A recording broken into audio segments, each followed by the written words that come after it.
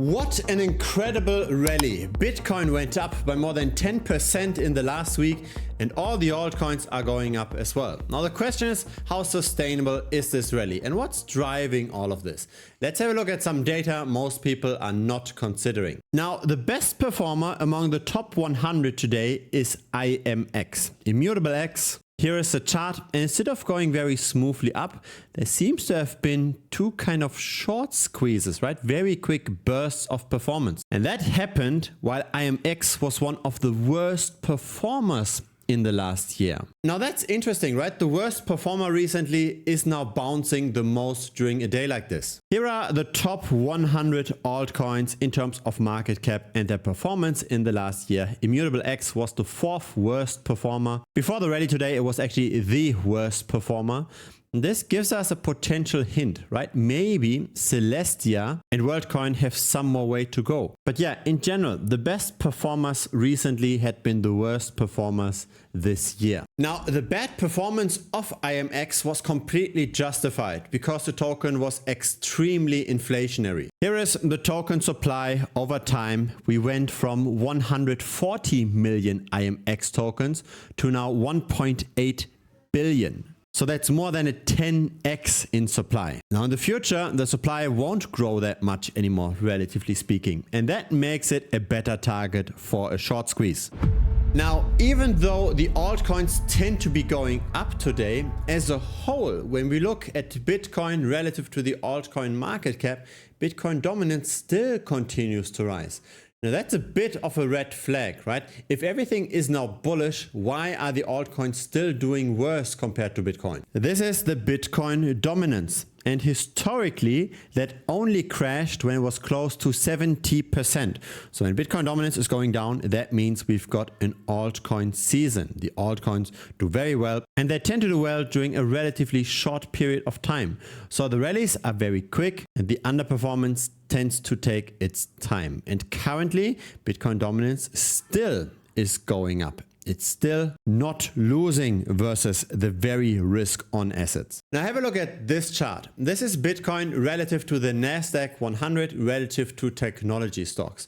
And what I find interesting about this chart is that Bitcoin actually does not outperform technology stocks that much anymore. There is still some outperformance, but in the last 7.5 years, it's overall, quote unquote, only 70%. So maybe 8-9% per annum compounded. And that additional performance is bought with volatility of occasional crashes of more than 80% or at least more than 70%. So yes, Bitcoin still tends to outperform, but in the early days, that outperformance was way more pronounced than it is now. Bitcoin is simply very large now. It takes a lot of dollars to move the price, yet it still outperforms most altcoins. Now here's a chart you've probably never seen before. This is the altcoin market cap relative to US technology stocks. So altcoins as a whole, if you don't actively trade, if you just allocate to altcoins and you forget, you tend to do not that well. Here is the peak at the end of 2018 when Bitcoin was at $20,000. And Bitcoin since then made almost a 5x. The altcoins in aggregate though, the altcoin market cap did not outperform technology stocks during all those years. And this chart might even show a better performance than most people actually got. Because here's the thing, most altcoins have an inflationary supply schedule. So tokens get allocated to early investors and to the team. There are vesting unlocks, etc. If now the number of circulating tokens doubles and at the same time the price gets cut in half, the market cap is just stable, but most retail investors got this minus 50% in performance. So when we see the market cap of altcoins not outperforming technology stocks, that doesn't mean that most people got the same performance. Most people did actually not as good compared to just buying Google or Amazon or Microsoft. And so as a consequence, what I take away from this is that altcoins are not there for buying and holding long term. Bitcoin can be used for that, but altcoins cannot. For altcoins, it's better to actively trade, to figure out what's currently an altcoin that can outperform Bitcoin and what's an altcoin that tends to underperform Bitcoin. Here is the others dominance, so how much of all of crypto is in the altcoins that are not in the top 10, and this did even break this long-term adoption trend. And even though everything is up today, the long-term trend tells a clear story. We likely have to wait until Bitcoin dominance hits 70% again before getting really heavily into the alts again. There is a bright light at the end of the tunnel, and that's Ethereum. Ethereum seems to now developing the bounce that we've been anticipating on this channel for quite a while. So we have just revisited the lows that we saw in September and December of 2019.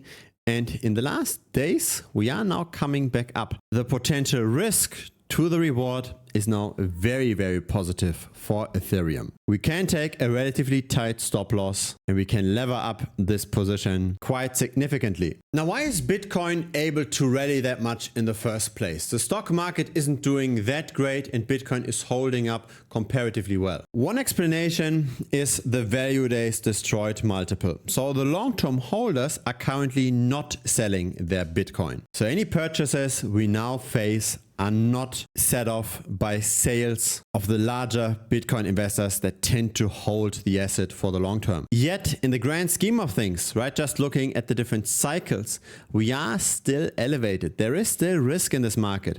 When we buy into the market right now, this is not a case of getting things extremely cheap. It's just a case of trying to ride the current momentum. We want to buy when indicators like the CBBI are at depressed levels. We are still high. So we have to be hedged. The macro situation isn't really that clear. And so here's what I'm doing in this market. I'm playing the relative valuation game. So I'm hedging myself against the macro risk.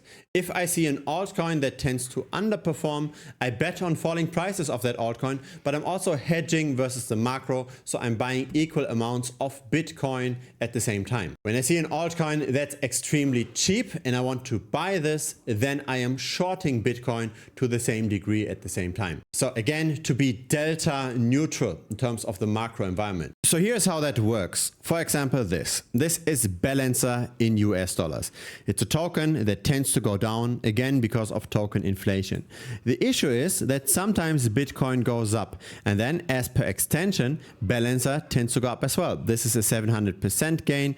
This over here is a 100% gain.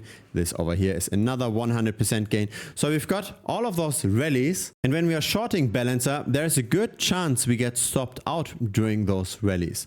But when we look at Balancer relative to Bitcoin, now the rallies are much more muted, right? Now the maximum rally, at least recently, was only 60-something%. So we can take on more leverage, we can get tighter stop losses, we can work just with the token inflation. We are hedged versus the macro. A chart like this, so the US dollar chart, is much more volatile than the relative valuation chart. And this is, I believe, where currently the secret recipe in this market is.